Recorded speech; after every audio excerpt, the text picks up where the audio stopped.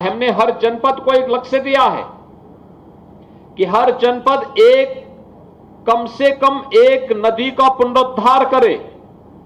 जो नदियां पहले हमारे इस राष्ट्र रूपी शरीर की धमनियां जैसी थी, वे नदियां लुप्त हो रही हैं।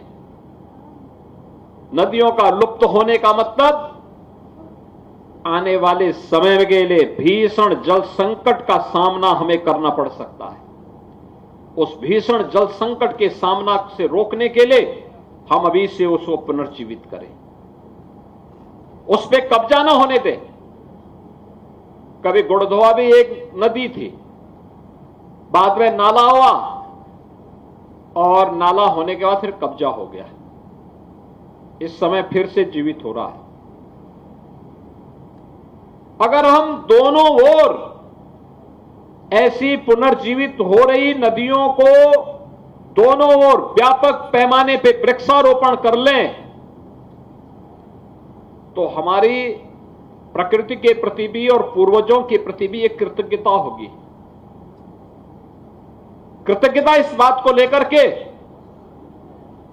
कि कभी किसी पूर्वज के समय में वो नदी रही होगी,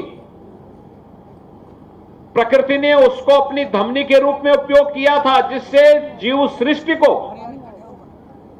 एक स्वच्छ, सुंदर और आध्यात्मिक वातावरण दे सके।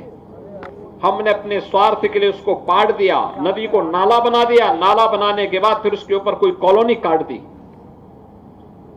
परिणाम क्या हुआ? आने वाली पीढ़ी के भविष्य के साथ हम खिलवाड़ करने लग गए। असमय बारिश, अतिवृष्टि, सूखा, बाढ़, ये सभी विकृतियां हमारे सामने आपदा के रूप में सामने आती हुई दिखाई दी।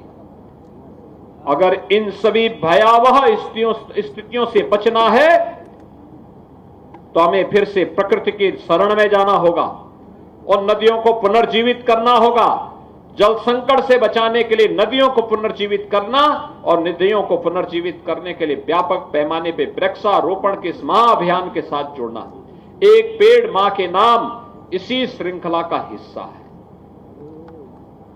प्रधानमंत्री जी ने उसको एक भावनात्मक पुट दे करके प्रत्येक भारतवासी को इस अभियान के साथ जोड़ने के एक पवित्र भाव उन्हें दिया है।